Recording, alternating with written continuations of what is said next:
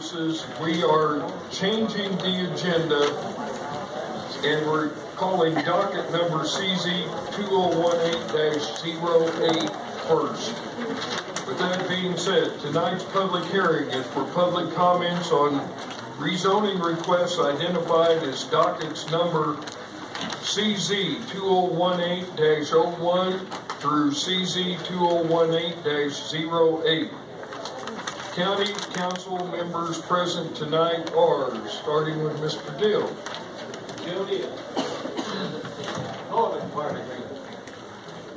Barnes, District 18. Willis Meadows, District 19. Rick Roberts, District 21. Sid Case, Taylor's. Lynn Ballard, District 26. Liz Seaman, District 24. Ennis Smith, District 25. Butch Carvin, 27. Okay, also tonight we have various members of the Planning Commission. We have Steve Beckel, Dr. Catherine Howard, Chris Harrison, Judge Matt Looper, and Dave Stevenson. Did anybody else slip in? Okay. Also representing county staff are Paula Gucker, Teresa Barber, Chris Kerjak, Alan Willis, Phoenix Bothier, and Kristen King. Tonight's hearing was advertised in the Greenville Journal. In addition to the advertisement, public notice signs were posted on the properties and detailed information was available on the internet. In order to properly study all comments and to give due consideration, the hearing is being tape recorded as a matter of record. The procedure for hearing each case is as follows. Summary information about each case will be presented by the staff. The applicant or his or her representative will be given an opportunity to speak for a total of 10 minutes. Those opposing the request will also be given an opportunity to speak for a total of 10 minutes. Council will not allow rebuttals from opposing sides. And I always put in the 10 minutes, the clock stops if council starts asking questions. It's only for presentation purposes. The Greenville County Planning Commission will make recommendation for each case based on staff's analysis at their regular meeting on January 24, 2018. The Planning Commission's analysis and recommendation, along with the comments made at tonight's public hearing, will be discussed by County Council's Planning and Development Committee on February 5th, 2018. At that time, the committee will prepare their recommendations to County Council. Additional written comments by citizens may be submitted to the Development Services and Zoning Office. Since passage of any zoning change will require 3 readings by County Council, a request may be denied on the second reading. Tentative dates for readings for tonight's request are as follows. First reading, January 9th, 2018. Second reading, February 20th. Third reading, March 6th. To assist Greenville County in reducing roadside litter, applicants should remove the public hearing notice signs from their property within the next 5 days. At this time, I will ask Ms. Phoenix Bothier to provide us with the instructions regarding tonight's meeting and then present CZ 2017-08. Thank you, Mr. Chairman. Tonight's public hearing is for informational purposes only and to provide all interested parties an opportunity to speak. No votes or recommendations will be made at this meeting. This meeting is the beginning of an approximately 3-month-long process. Recommendations and votes will be made on the dates provided by the chairman. There is no sign-in required to speak tonight. All future meetings are open to the public and you are encouraged to attend. In the event the Planning and Development Committee refers a docket back to the Planning Commission for additional public comment, or the Planning Commission recalls a docket, another opportunity will be afforded for those who do use the sign-up sheet. The sign-up sheet is in the rear of the room. It's actually outside the door, right before you walk in. Please be aware this is only for those persons interested in becoming a party of interest in the event a docket is referred back to or recalled by the Planning Commission for additional public comment.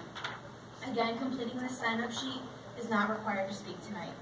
As always, you may submit any letters, petitions, or similar information to the Office of the Zoning Administrator, Clerk to the Council, or directly to Council members at any time.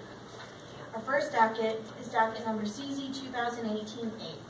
The applicant is Southern Greenville County citizens for the McKelvey Road, Reedy River area. The property is located south of Highway 418, east of McKittrick Road and US 25, north of Davington Road and west of Ferris Road. It consists of 535 parcels that is currently unzoned. The applicant is requesting to rezone it to RR3 and RR1, rural residential. The property is approximately 7,700 acres and is located in Councilman Ballard's district. Staff was approached this past year by citizens in the Southern Greenville area about the possibility of zoning. Staff met with them, went over the possible options for the initiation of zoning in an unzoned area. The citizens group decided to pursue the initiation of zoning by petition. Written interest, which required 25% of the proposed zoned area, was received via petition and finalized on March 23, 2017. Staff, along with the citizens group, held public informational meetings on April 27 and May 8. Public comment sheets were handed out during the meetings, as well as maps for citizens to mark their properties and provide comments on the initiation of zoning. Using comments gathered from the public meetings, the citizens group, with assistance from staff, developed a formal boundary for the initiation of zoning. On August 16th, a third meeting was held to show the formalized boundary of the Southern Greenville, McKelvey Road, Reedy River area. The official petition was also made available at this meeting. The citizens group submitted the official petition on December 7th, 2017. Here's the map of the official proposed map. Staff verified all petitions, and the 60% threshold for area and property owners was achieved. And this shows the final count for the number of petitions for the Southern Greenville, McKelvey Road, Reedy River area. Mr. Chairman. Okay. Will the applicant please come forward? State your name and address for the record, please. Okay, I'm Kyle Gilly. I live at 130 Terry Road, Fountain Inn. Thank you all for the opportunity tonight.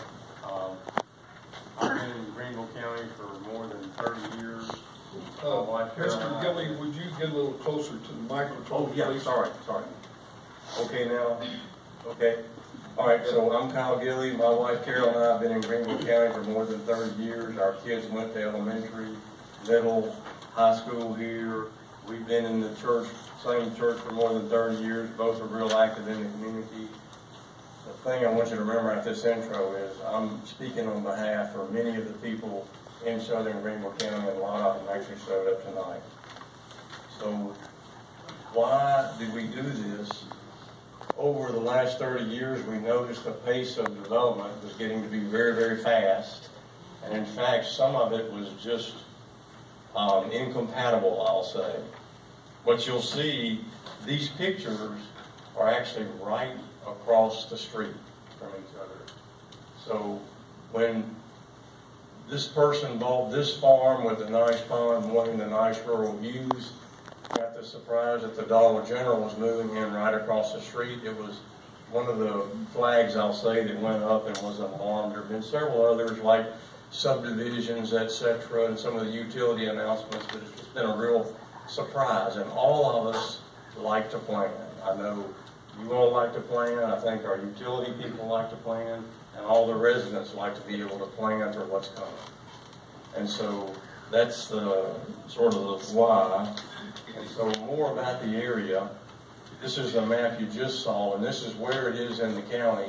It's a significant part of Greenville County. And in fact, I don't know the number, but I think it's going to increase the amount of area that's zoned by more than 7%. And the you'll see there's some RR3 and some RR1 that's been chosen here. During the 25% gauge interest time, we had a lot of opportunities to listen to people, and so a lot of the road captains who participated in this decided on these areas. It was based on a lot of input from a lot of the residents. And I'll say we had pretty auspicious plans in the beginning, and the first diagram we showed to people was a good bit bigger than this, but when we learned we had to get 60% of the people to approve it, it put us into perspective, I think, and so we reduced it a little bit. And I'll speak about add-ons in a minute. But there's more about the area. Then it wouldn't be right not to talk about how much time has been invested in this. And there were more than 6 meetings in the community, at churches and around, to get people informed. We had good support from the planning department. I got to thank Paula and Teresa and Phoenix and a lot of them, but to help explain this, and we went through this several times to get some of these terms and big words like rhinoceros and hippopotamus that they all use all the time down so we could understand this. And so there was a lot of stuff that went on, even beginning in 2016.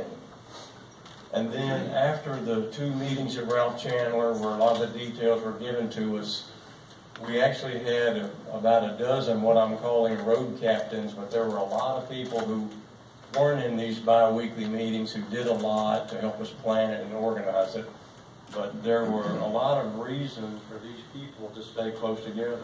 The first thing was just to be informed, because there were always surprises, and we had great answers always, but gosh, here's a landowner who's passed away, and when his daughter wants to sign, what do we do?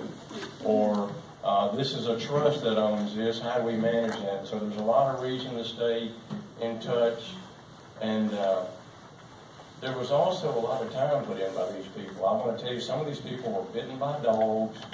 Some of these people were frustrated knocking on doors, and you could hear the TV turn off, and you could hear the footsteps running, but nobody would come to the door. So there was a lot of reason to keep each other pumped up too, I'll say. But there are a lot of people here put in a lot of time on this to make this work.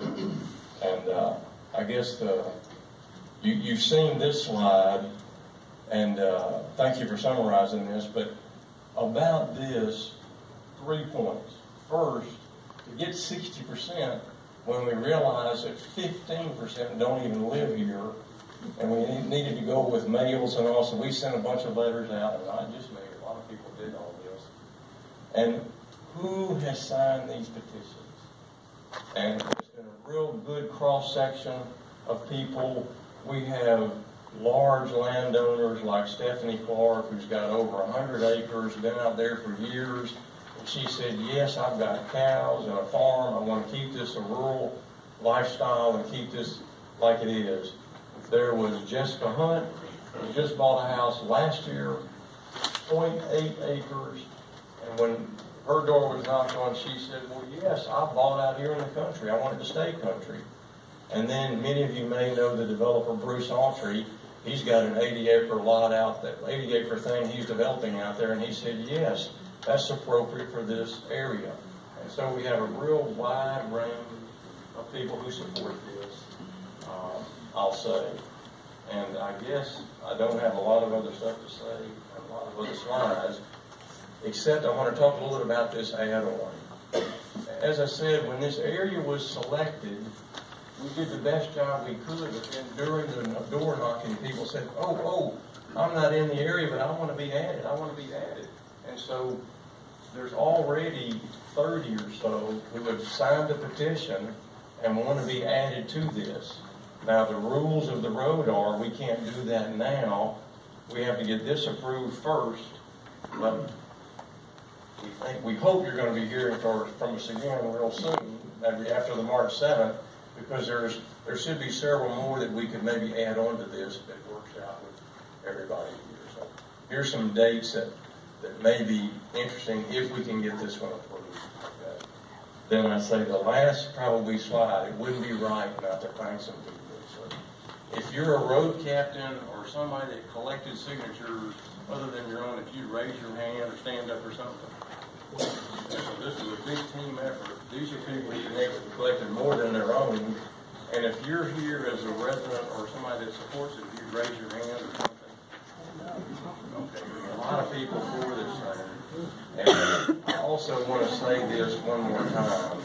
We probably love Phoenix and Paula to death with a bunch of stuff. So thank you all for your patience and putting up with us for this morning.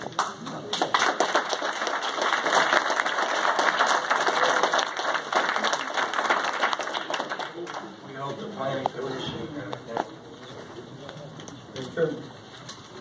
Yes, sir, Mr. Kirby. Is it appropriate to ask questions at this time? Yeah, I was just going to thank Mr. Gilly and open it up for questions. This is my district. I've been involved with it for the last 3 years, but floor's open. Okay, thank you, Mr. Chairman. I think all of us firmly believe that the citizens ought to kind of control their destiny where they live, you know. That's what it's all about. Could you or somebody in the group sort of describe what you think your area would look like in 10 years from now? What's the vision for the future of the area that you're talking about here? What would y'all like to see? We really like the plan. Mr. Gilly, please. I'm always told I talk too loud. Anyway, we really like the county plan. There's a 5-year plan that shows this area being RR3, and we really like that. And I know some of the stuff we picked was RR1 based on input from our neighbors. We don't want to upset people if we can, but we really like the idea of mostly rural down there in that area. Anything else from Dennis or Tom? Well, one follow-up comment, and that'll be it. Economic development always comes to mind as a reason for development and everything, but there are different kinds of developments. You know, there's probably things that we haven't seen much in Greenville County, such as agricultural tourism or rural kind of tourism, where people come and visit farms. You know, you got Happy Cow down there, and you got things at the businesses around Fort Shoals area. You got the park down there. They come and visit, spend a little money, but then they're gone. Is that any kind of plan that might appeal to the residents in the area? We've actually spoken with Mr. Ballard about this. In fact, we've done some tours with him about that, and we're trying to bridle our enthusiasm to get this zoning thing done first. But I can tell you there's good interest overall in keeping it rural. There's lots of agricultural down there, and I'm sure that's the kind of thing, like Old Town or other things like that, that we think could work out, but we just want to get this one done first. Thank you, Mr. Chairman. Thank you. Any other, Dr. Finn? Thank you, Mr. Chairman. Ms. Gilly, question. I know you had to get 60%, and I've always wondered why people don't want zoning, in that it's a good way to protect your property values. You get people saying, well, I want to be able to do what I want to do with my property. Well, I put a nice pig farm beside you. I bet you don't like that. So I've really never understood why people were so adamantly against it. Could you tell me what some of the people said or what their thoughts were, why they would be against protecting their property values versus leaving it like it is, where it's wide open for whatever? The largest category is what I call the independent southerner who doesn't want any government. He doesn't want federal government, state government. He doesn't want any zoning. He doesn't want anything. Now, we have that. Okay? Now, there's an interesting classification which I hope we can protect somehow. There's an ordinance that we have in Greenville County that allows somebody to give 1 acre of their 40-acre farm to a descendant. And if we get zoned RR3, that's going to be a 3-acre. And you all know the taxes better than me. There are lots of things that come with that. So there's some very small groups that have issues with this, and I wish we could make everybody happy. But the biggest one is that first one I talked about. There's still people around that just don't trust any government. I mean, is there other comments or anything? Okay. I've always wondered, I'm like, zoning would protect your values versus destroying them. Okay. And let me say one of the things, there was a question early on that we didn't know how to answer, and that is, are there any disadvantages for zoning? And I think the conclusion that many of us came up with was yes. But the disadvantages of zoning is you have a little bit more oversight. But the disadvantages of not zoning far outweigh that. When you have the whatever come right next door that surprises you, and there's no notice. You know, if it's not zoned, it just goes right through the process, and there's no time to plan for it. So I think most people want to plan. You have a great champion in Mr. Ballard, and you guys should be very proud of his diligent work and effort that he puts forth. He and I joke a lot. I said, man, if y'all don't get some zoning, I'm going to buy 100 acres and put about 200 trailers down there, and I bet that'll change.